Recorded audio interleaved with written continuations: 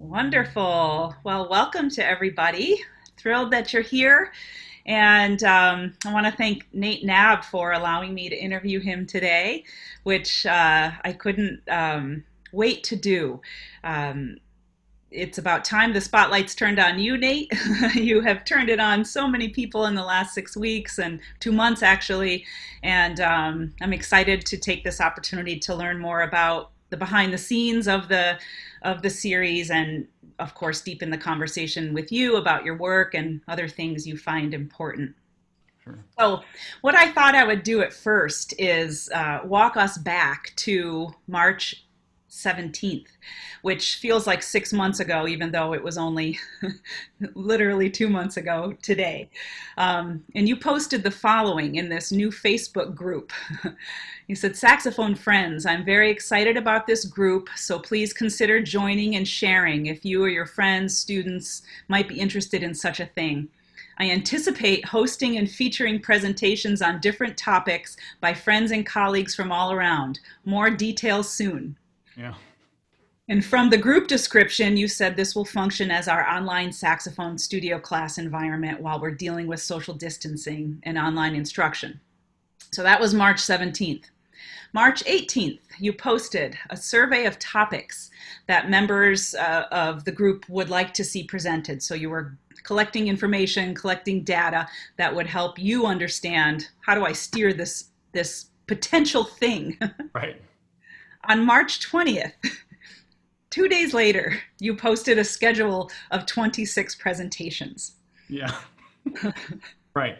Yes, so it happened very rapidly, to say the least. And then in further looking at the page, there continued to be additions all the way up till late April, perhaps a little bit later than that. Um, and it amounted in total to 42 presentations on a variety of topics, from performance to practicing to interpreting music to professional development. There were Q&As with people. There was a presentation on yoga. There was a presentation on motivating yourself during this strange time we're all in. And so 42 in all, and approximately 32% were women, and 68% were men who presented. And I was really pleased personally to see that so many women were being featured. The average percentage of women in NASA ranges between 20 and 25%. So I was especially happy to see the number of women presented on your series.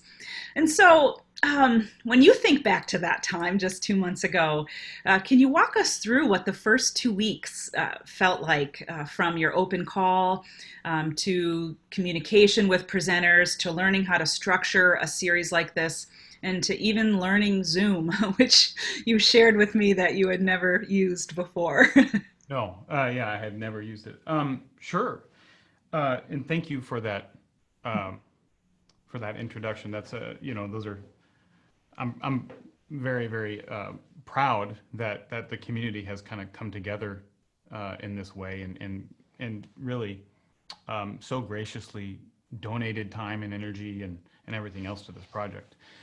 Um, so in the, as you said, March 17th, which that is crazy. It's 2 months ago today. Um, I sent out that message. I had spoken with a few people about this idea, and just decided to roll with it. And really, of course, this is in response to um, learning that all of our education for the remainder of the semester was going to be online. And so I knew immediately I was faced with, and so certainly all of the rest of us, in the academic world, were faced with this challenge of, how am I going to provide things, courses or lectures or anything of worth to my studio now? I mean, even online lessons, of course, that we can talk about, um, interpretation and pieces and everything else, but online lessons are not the same as face-to-face lessons. And I knew that I was, one, going to be really missing that interaction, and two, that I needed to do something to help um, create a positive experience for my students in this time. And so initially, I just started out by reaching out and saying, hey, maybe this is something that we can do and share in, and it quickly uh, took off. And so I posted the first schedule on March 20th, and then from there, several people reached out and volunteered to give more. I initially thought that this would maybe be one or two presentations a week, and it turned out that on the average it was 5 or 6. Um, and so people volunteered, you know, so generously all of these ideas, and we started creating more and more, you know, presentations and putting them into the schedule, and then looking at what we were offering and what we may have been missing still. Then I reached out again to a few more folks to kind of fill out the topics. So yeah, it evolved really up until just a few weeks ago. Um, and yeah, so in the electronic component, yeah, I had never used Zoom. We were all figuring that out as we went along as well. I remember specifically there was a lot of conversations about what microphones we're using and how we're interfacing with our computers, and so so yeah, it was all very fast, but I was really happy with the result.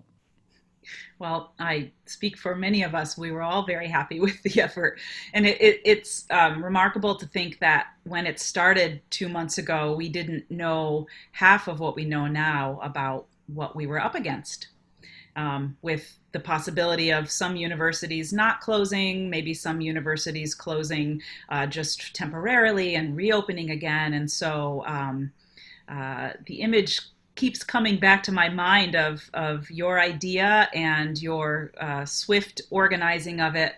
It just reminds me of maybe when a surfer would be catching a wave, and the wave ends up being this amazing perfect wave of timing and size, and it just keeps growing before your eyes. That really reminds me of kind of how you intersected with all of this. Hmm. Um, Perhaps even in a way that you couldn't have known at the time. No, I would have.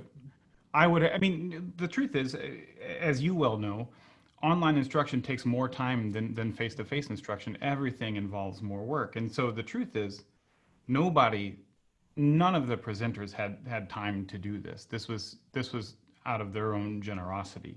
Hmm. And I could have never imagined that there would be this many people wanting to give to this. So it was really remarkable. So, did you ever feel like you fell into a rhythm eventually when the beginning of it had settled, and what did that look like on a weekly basis?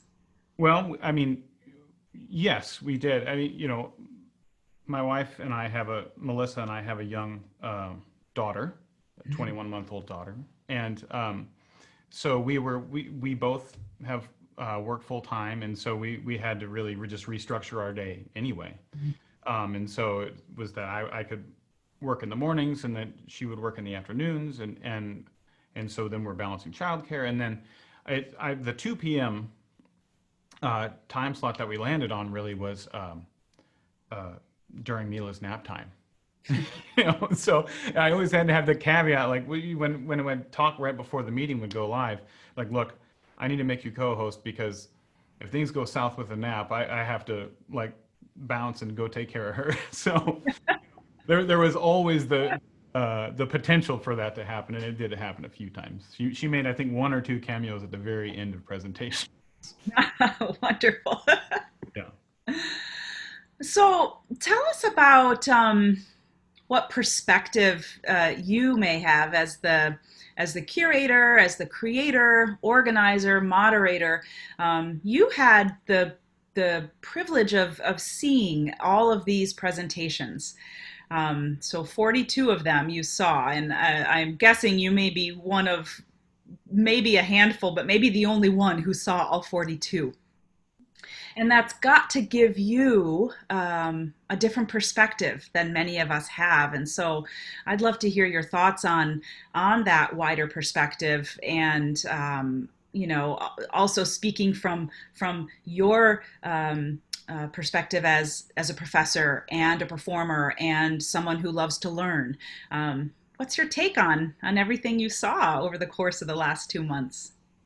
Yeah, so um, it's a big it's a big question, but I think that one of the things that I was really inspired by um, was the fact that how deep and rich and multifaceted pedagogy really is.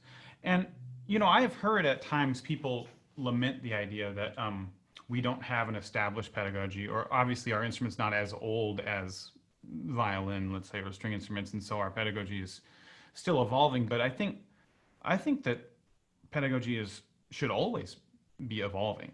And one of the things that I'm noticing is um, we surround ideas in different ways with the words that we choose to use, or the concepts that we choose to use. But there are so many kind of salient features within our pedagogy that I think are really important. And one of them is the oral cavity awareness, that whether you can talk about it through voicing and approach it through overtone production, or you can talk about it in terms of I think Professor Rickmeyer calls it the ideal oral cavity shape, or Kenneth Che talks about it in terms of uh, syllabic modeling, understanding, and so there are all these different ways, and very important ways, and all of them are exceptionally valid to approach an idea. And so for me, one of the things that I love to do is like lateral connections, like connections either across disciplines or across within the arts, or just within music, or even within saxophone from different quote unquote like schools of playing. And so this has been something really that I loved, that I just getting to sit there and listen to everybody explain their own thoughts about how to approach a thing. And so talking about airstream, talking about oral cavity shaping, talking about tone production. There were a lot of great presentations that either address vibrato or warm ups, or all these things, and bringing together these ideas and actually celebrating the similarities and the differences of approach, because not everybody learns the same way, not everybody thinks the same way, and so having um, a quiver of all of these ideas to be able to share in different perspectives, I think is really valuable. And so that was my other than just my overall gratitude for the community to come together like this, my biggest takeaway from it was that we have a really rich pedagogy. Oh, and I would also say that the importance of advocacy and the importance of entrepreneurship and things like that are brought to the table now on a regular basis, to me are also very important. And so I just came away with this from a very changed perspective. I shouldn't say changed. I should say broadened perspective on what it is that we do as a field. Yeah, that's wonderful, and it occurs to me that the difference between what you experienced watching all of these various presentations and conversations, compare that to when you attend a conference. Hmm. And so much is happening in a conference at the same time that perhaps also that information can't be digested in the same way that you've digested all of this. And I always joke that the name tags at like especially the biennial should be like, "Hello, my name is Nathan, and I'm sorry I missed your performance." Right. So many things and so many people, and that's, I mean, it's amazing. Um, but I think that obviously there were no performances on this series. It was all about just a topic that people are passionate about, what, commissioning or all of the other ones that we mentioned. But I think that oftentimes those uh, the lecture series or the panel discussions are underattended, Mhm. um, especially relative to their worth Mhm. in terms of exactly what we're talking about, perspective and broadening the pedagogy. I think so this is something that I'm really happy about, that this gave, and I think you actually mentioned it, that these are this is a way for the community to be able to just strip away the performance aspect of it and just talk about teaching or whatever other topic that it is. And that. Right. There's a real difference in the level of connection we have to the content that's being shared. And so, yeah, that from that angle alone, it's also um, a seemingly invaluable resource. Um, so, I'm sitting here feeling the gravity of this being the last episode in your series. And I say I'm feeling the gravity because for 2 months we have all been coming around this, and for those of us who are teachers, this series, and this online resource has been so valuable in inspiring our students and giving them something that they just so desperately needed during this time of being in isolation and away from one another, and and so I know you've got a few things in the works for the fall semester, but can you just tell us a little bit about what you're thinking? That even though this is putting a cap on these two particular months, you have some ideas moving forward. I do, and um, I received several folks reached out to me and actually said, hey, is this something that you would be interested in keeping going for the future? And my stock response has always been, yes, let me think about it. It won't be at this frequency. You um, Great. and so I have started making some preliminary plans for this to happen again next school year. Um, my thoughts about it would probably be more along the lines of once or twice a month.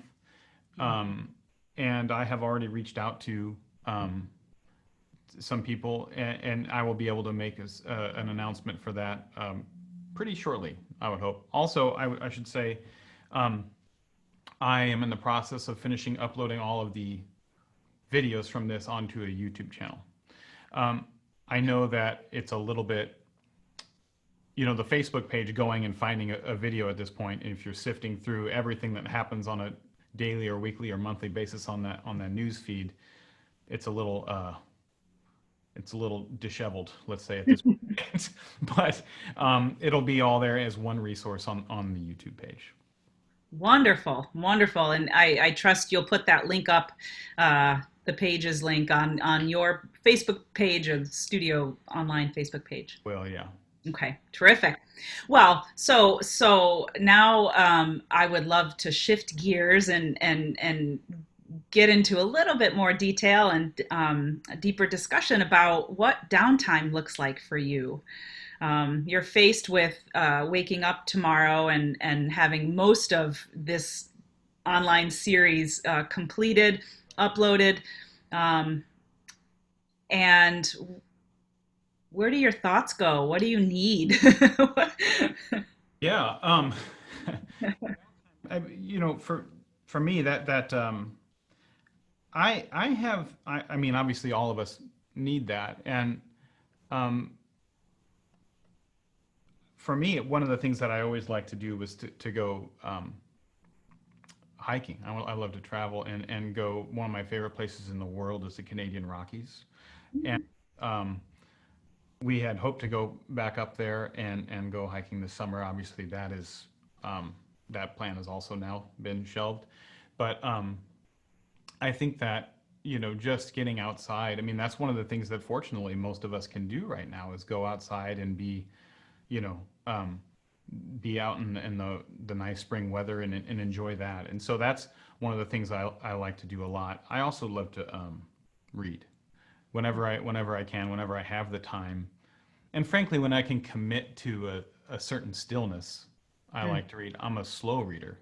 I like to sit there and really kind of wrestle with, either the prose or the ideas. But for me, that's a really enriching thing, is to be able to sit down, and especially books um, that I think maybe challenge some of my preconceptions, either about a subject or about society or anything like that. One of the books I'm reading right now is called "The Better Angels of Our Nature" by Steven Pinker. Mm. um, and it's a really it's basically an exploration of actually making the case that society is less violent now than it ever has been. And it's kind of a brutal book in that way, but it's actually a hopeful book at the same time. And so anyway, that's one that if anybody wants to take a deep dive into some history and statistics, you can go there. What are some other kinds of books? Titles would be great.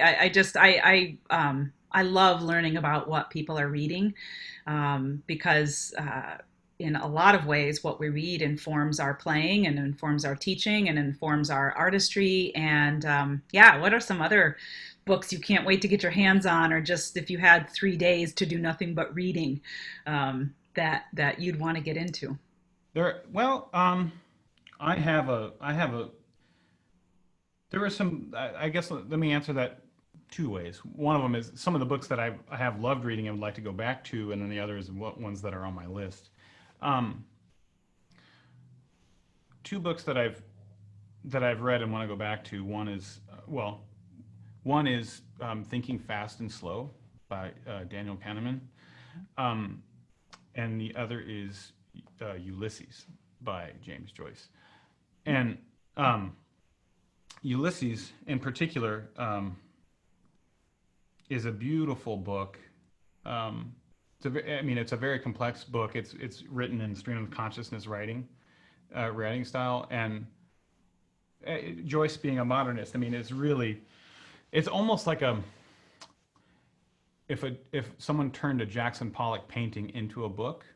Um, I would say that would be Ulysses. But there was something actually that there's a line in there that I came back to, and actually it entered my mind in the process of creating this project, actually, and it was the longest way round is the shortest way home. And the interesting thing about that is, we I guess to me, we've gone through all of this together. This economic crisis, this health crisis, and sometimes it takes um, it takes things like this, maybe not of this magnitude, but things like this to recenter either who you are, or what it is that you want to contribute to the world, or what it is that you want to contribute to your own field. And so I think for a lot of us, this kind of stripped away all of the things and gave us time to actually sit and think about what it is that matters. And so anyway, it's a tiny sentence in a gigantic book, but it's one that like stuck with me when I read it the first time. It just really hit me. So Ulysses is certainly one that I'm going to come back to this summer. Uh, another. I don't read a lot of fiction, but another fiction book that is on my list for this summer is David Foster Wallace's Infinite Jest, Mhm. and that's a huge book as well. And it's I think the prose is similarly related to Joyce. I mean, it's not quite stream of consciousness, but it has some of those some of that essence in it. Certainly, there's an inner and outer dialogue that goes on throughout the whole book. Um, a book that I read recently also that it's a very short book and it's largely anecdotal, but I think it's really important, is called Tribes by Sebastian Junger, and it's basically understanding why it is that we need community, like what the value of community brings to our lives and well-being. Mhm. And I certainly felt this um, throughout this whole time. One of the things that really kept me going throughout this was the sense of community that I certainly felt around this project. Getting to interact with, I mean, I've met almost everybody that presented on this series, but getting to interact with, on a near daily basis, or at least a fairly regular basis, was really good for me. I really enjoyed you talking to everybody and hearing from everybody. So that's Tribe. So that's kind of, I don't know. I can talk a lot about books. We don't need to talk. Yeah, we should do another episode just on books. I'm finding, and you touched on this a little bit, but I have gone back to a few books that were meaningful to me at a certain part of my life. I've gone back to read those books, and they literally have a completely new meaning now. Yeah. Specifically because of the past 2 months. And it's not just, oh, because I'm older or I'm in a different place in my life, but it literally is a result of what we now have to think about. Yeah. So in talking about community and the community that your series certainly has strengthened and grown, what are some of the differences for you between a virtual community and an in-person community? And where do they intersect, and where do they separate? Yeah. Well, I, I think that a virtual community, obviously, there's a greater access to people at any point, which for those of us who ever feel the driving pressure of email know that access is sometimes a double-edged sword.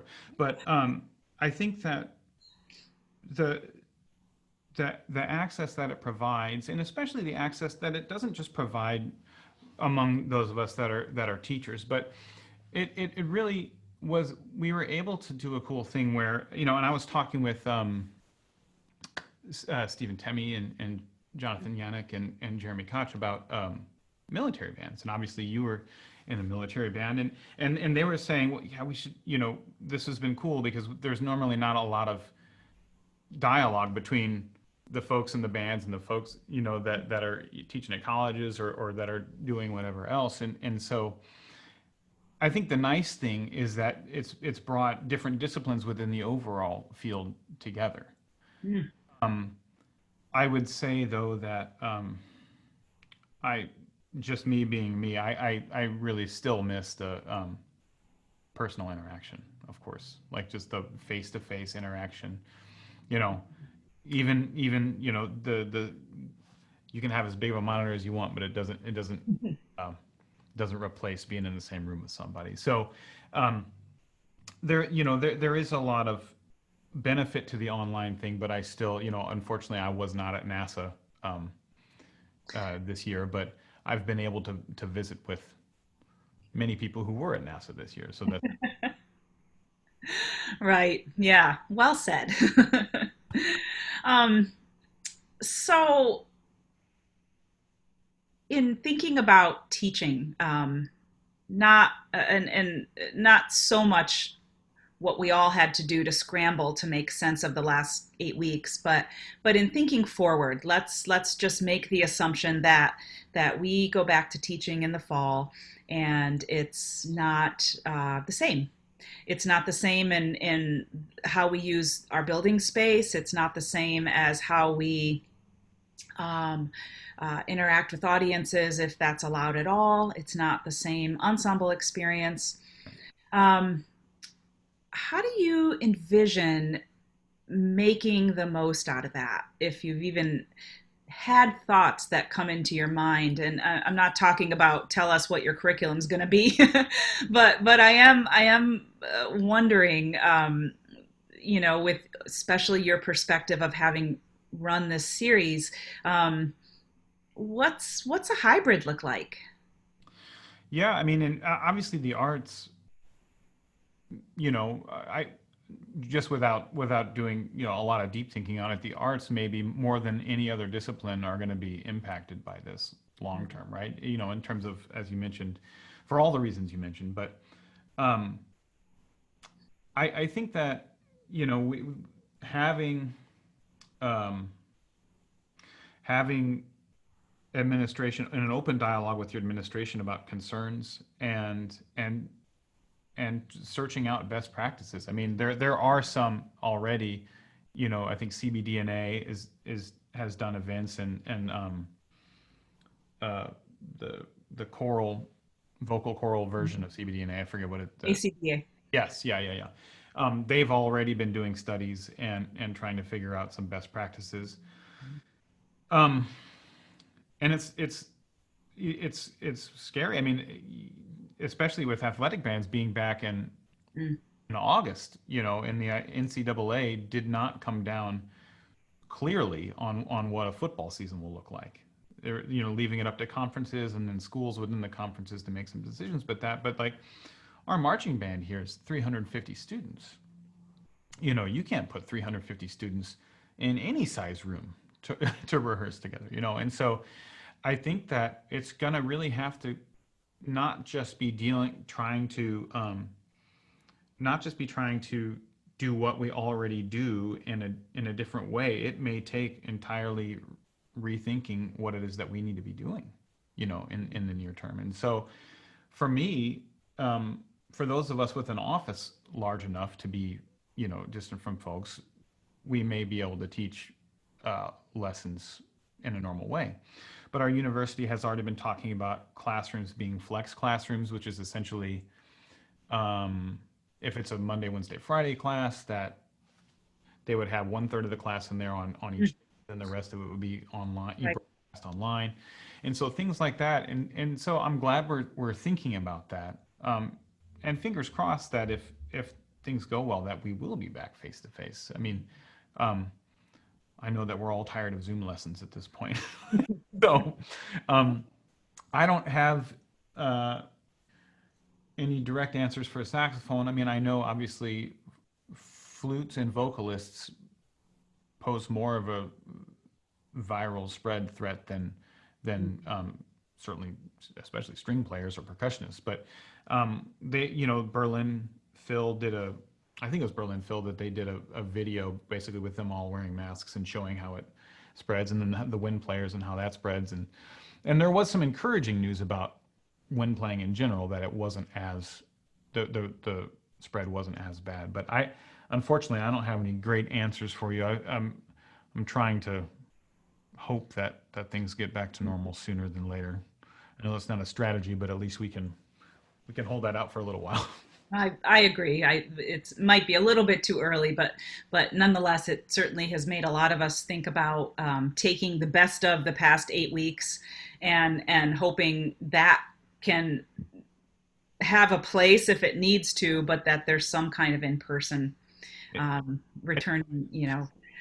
I just hope that if there's a computer engineer out there right now, like he or she needs to know that there's a really great market for high quality audio video interfacing.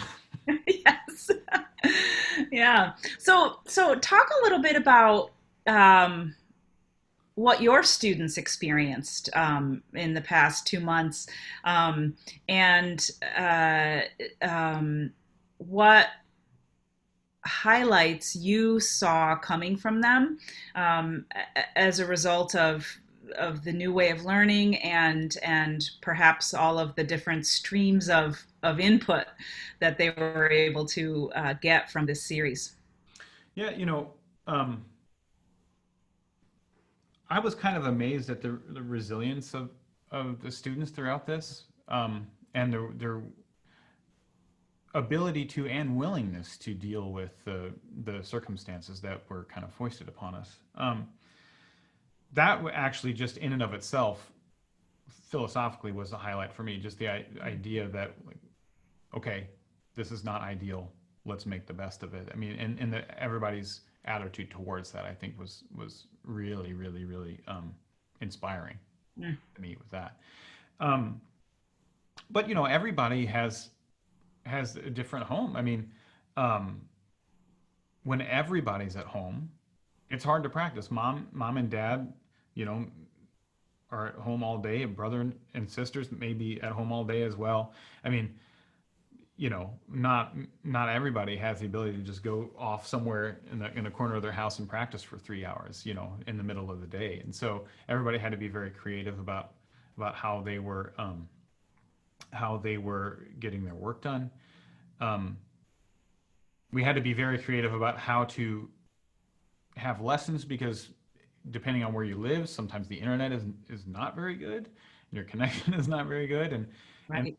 some of them would upload videos to YouTube, and we would screen share on Zoom and kind of talk through what's going on at that time. And so everybody's resilience and flexibility, I thought I was really inspired by.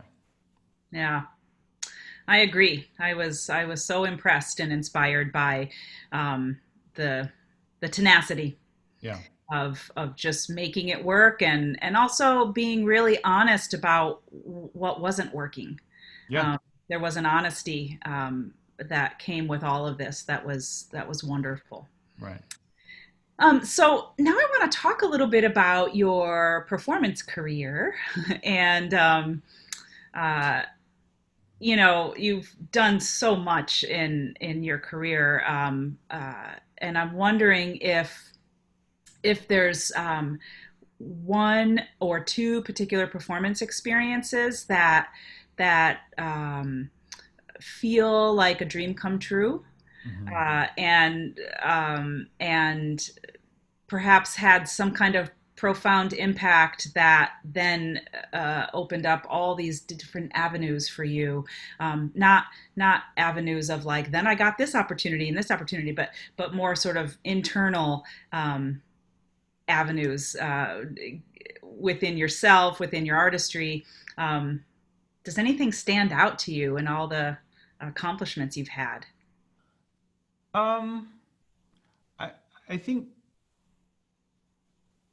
I mean I've been fortunate and you know to play with orchestra a lot and um, it's hard for me to say that this one time you know I mean there were certainly moments that I'm very proud of. I've been able to play a concerto you know with Houston Symphony and with St. Louis Symphony and play pieces like Creation of the World that are major saxophone features and things like that.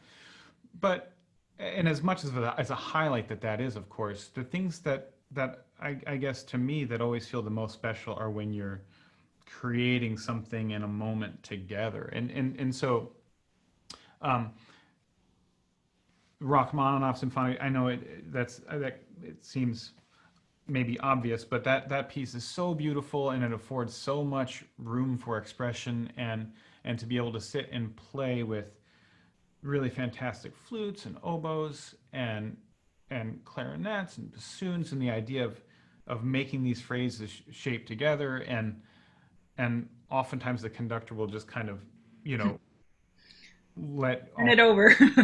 right it's chamber music there and so there's not as much direction being given all the time and so there's so much connection between the musicians right there. Those are always super special moments. The moments that I take the most away from are the ones that I feel like are are there's an electricity in the air, right? Like that something special happens that you're all creating together at that specific time. Um, and that to me always comes back to chamber music, whether it's in the orchestra or it's in quartet with pieces that you've rehearsed for hours, but that you've rehearsed it to a point where it can be spontaneous rather than feeling like it's always the same thing. You know, rehearsals can go one of two ways. You can over rehearse something to where it's like, okay, this is how we do this, or you rehearse it in a way that allows for the freedom. And so those moments, in particular, with Oasis, we did a Martin Bresnick's "Everything Must Go" is such a beautiful work, and the third movement in particular is so special. And we played the Bolton Concerto Grosso with Des Moines Symphony, and I think back still it's the I forget the name of the hall, but it's a cavernous space. It's huge. And as our encore, we did the third movement of Everything Must Go. Mm.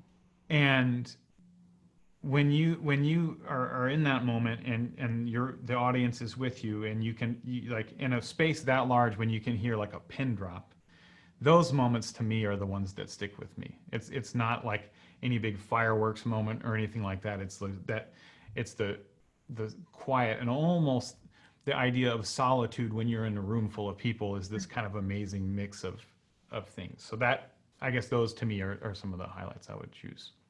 Yeah. Oh, wish I was there. It seems like what you're describing is when everybody in the room is so present that there's a sense that the music is controlling the room. Right. That's exactly. Yeah. Yeah, and that of course that is contingent upon the performers themselves and the energy they create, which gets the attention of the audience, of course. But um, that feeling of solitude and quiet in the space you just described is that is pretty remarkable. I shared I shared a video of Mahler 9 and Claudio Abbado was conducting it at Lucerne Festival. And I believe it was almost 5 minutes, or maybe it was 2 minutes. I can't remember now, but it was an exceptionally long period of time where the piece is so still at the end and it's over and it was silent in the entire room. I mean, thousands of people for minutes made no sound at all after that piece. I mean, that's what a special moment that is, that everybody can share. Yeah, wonderful. Yeah. So, when you think about performing again, when all of this is over, or at least relaxed a little bit, so we can be out there performing for people, is there something you can't wait to play again? Yeah, I've been thinking a lot about. I'm a planner, and so I've been thinking a lot, a lot about what I want to do once we're able to have concerts again, and once we're able to do this. And um, my musical tastes bounce all over the place, and so for the longest time, I played a really steady diet of primarily not just contemporary works, but works that explored a lot of extended techniques and things like that. And then I swung all the way back over, and I'd been doing almost probably at least 50% transcriptions. Hmm. And especially romantic music. I mean, the Franck was a piece that I played a lot, and both the Ravel sonatine and the violin, the sonata posthume. And now I'm really into pieces that have a theatrical component. Ooh. And so I have already dedicated myself to programming the Boulez dialogue. So that's the the translation is dialogue between a man and his shadow. Mhm. Dialogue de l'homme.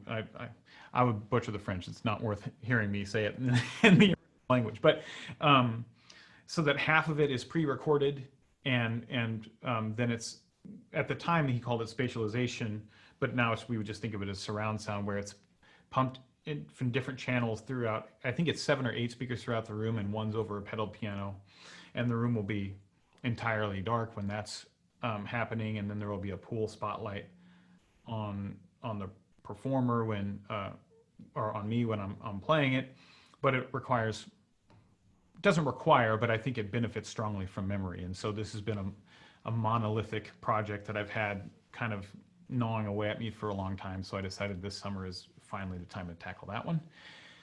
And so along with that, Stockhausen in Freundschaft, I think is another one that I'm considering. And if anybody has other ideas about different pieces, I'd love to hear it. I was thinking about reviving Mysterious Morning 3 as well.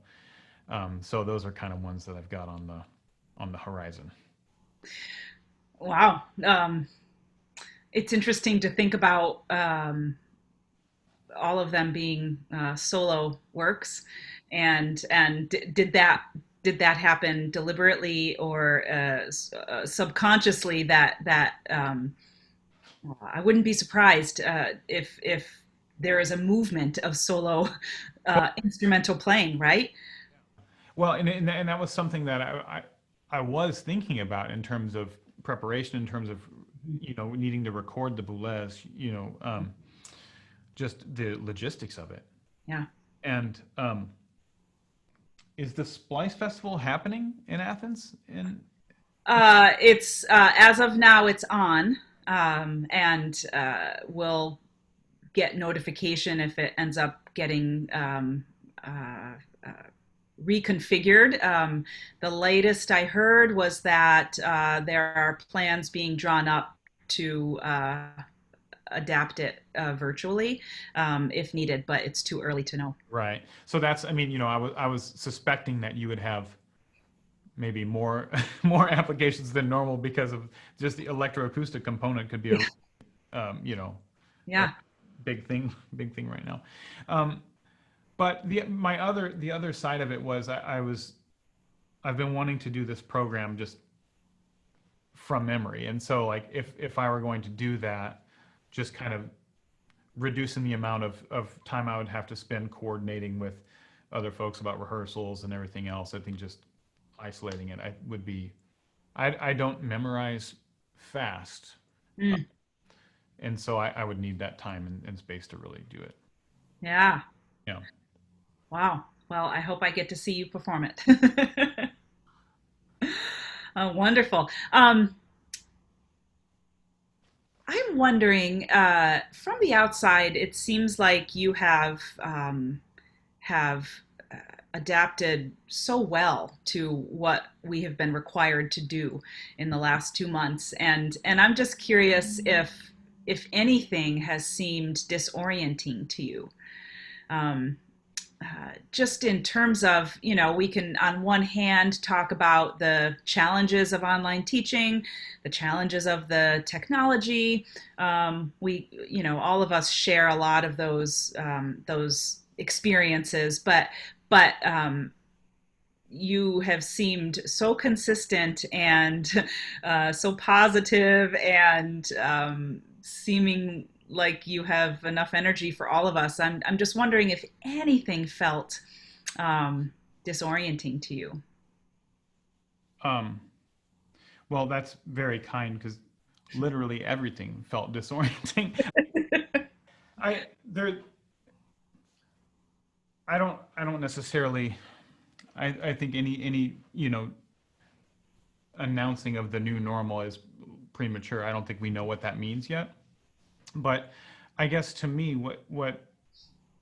what it meant was like it was kind of what I was talking about, the recentering of and for, at least for me, this environment, um, you know, everything about it is disorienting. My a lot of my family is in healthcare, and so I was concerned for their safety and their well-being throughout this whole thing. And luckily, everybody has thus far been fine and well protected. But um, not knowing about what we're dealing with. I mean, everything's disorienting, and so like to me, part of I guess the reason why I settled on this and wanted to do this was that to actually provide something that felt kind of normal. You Mm. know, when nothing feels normal, at least keeping this community and the culture of it going um, was even though yes, I mean it was work, but it was something that I felt good about doing because it's like it feels kind of normal to have people that talking about things that you love and sharing of ideas and the community behind it. I mean, it was actually a big part of it was trying to provide that normalcy. Um, and so as much work as it was also inspiring and something that felt good to do. And so that's kind of how I landed on it, in addition to all the pragmatic stuff.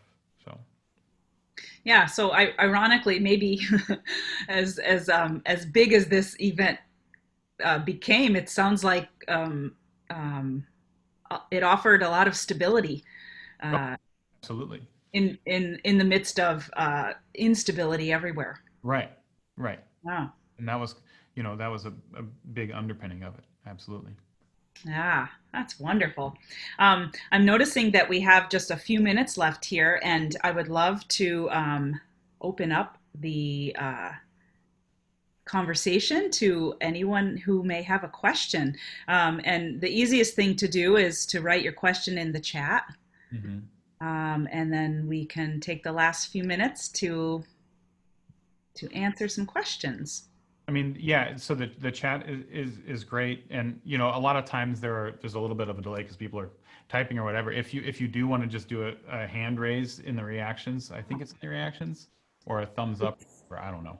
In Where's the hand raise?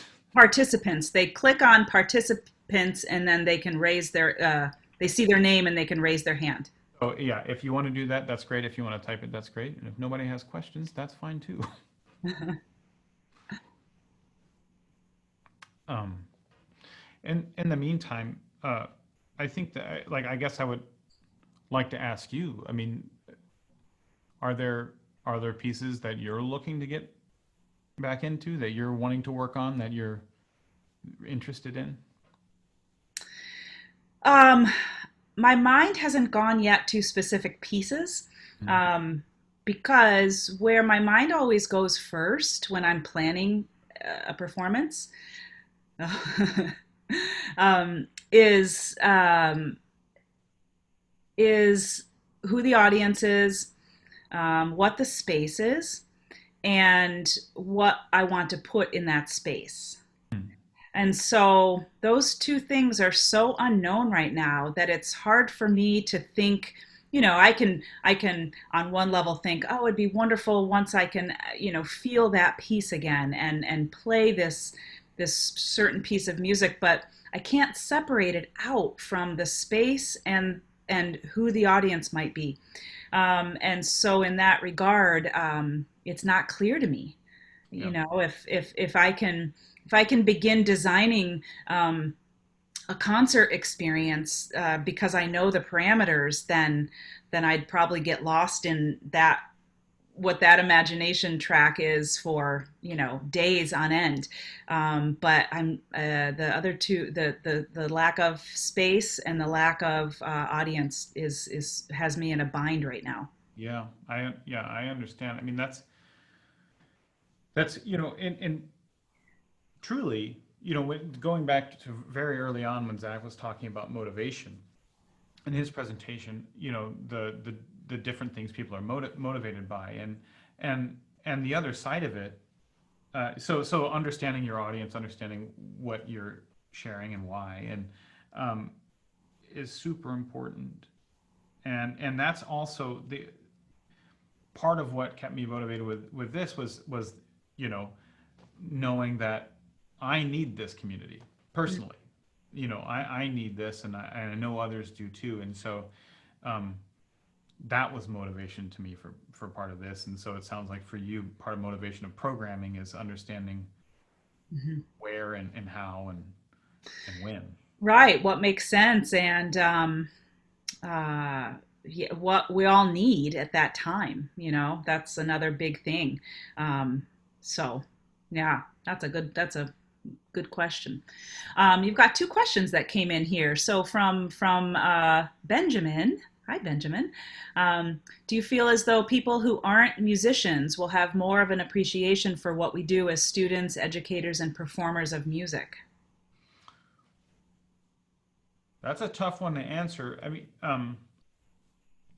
I would hope so. I mean, when we're all faced with there are a lot of people out there that are lovers of the arts and music, but aren't necessarily musicians, right? And so um, the inability to go to concerts, the inability to go to to congregate um, around these events. I would hope so. I would hope we realize what a loss that is to your you know to your life. And so I would think if that's what Benjamin is getting towards, I would hope that there will be, once these um, restrictions have been lifted and once it's everybody feels safe going out again, that there would be a real resurgence and an appreciation for that. That would be a good, certainly a good outcome. Um, oh, there's another one from Gabe. Gabe, yeah. What things make for the most effective online presentations? Uh, um, I don't. I think you can go a number of different answers with that. I mean, if it's a lecture, um, certainly I do think that for some people that are visual learners, having visual representations of what you're talking about, either if it's for sheet music or um, or certain exercises that you're doing, I think having some kind of PowerPoint or presentation, I think Stephen Banks used a website called Prezi. Mm. That seemed to he had a lot of good experiences with that. It seemed. Um, I think having a visual component is good, but I also think that what makes a good presentation, rather than, I mean, online or not, is just a sense of genuine care and curiosity about what you're talking about. I think that comes through even through a screen. I think that that is probably the most important thing, and certainly everybody um, brought that to the table in every one of these. Um, oh, a question from Phil. Will upload videos stay up indefinitely? Yes, they'll be in the Facebook group indefinitely, and they will also be on the Saxophone Studio class YouTube page that I've started. So those will be in both places. Yeah. Any final thoughts, Nate? It really is, well, you used the word in an earlier conversation we had, bittersweet. Yeah. To think about this ending, I feel like in all ways this was the encore, to hear from you and to learn more about you and just everything about the series.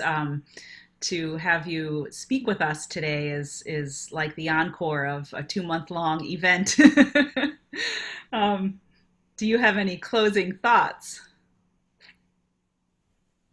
No, just that um, I'm really filled with gratitude for the community and with care for what it is that we do and the quality of um, musicianship and pedagogy and um, I guess a certain sincerity to what it is that we do. I'm just really I'm filled with gratitude and I admire so many folks and what they do, and I'm just so grateful that we're able to make this project come to life. So thank you to everybody, and to thank you to Connie. Oh, you're welcome. Thank you, Nate, for allowing this to happen. And we so appreciate everything you've done. I say we, speaking for the saxophone community. You have impacted this awkward time for all of us so significantly. Um, and yeah, we're very grateful. Well, my pleasure, Connie. Great to talk. Thanks, Nate. Bye bye.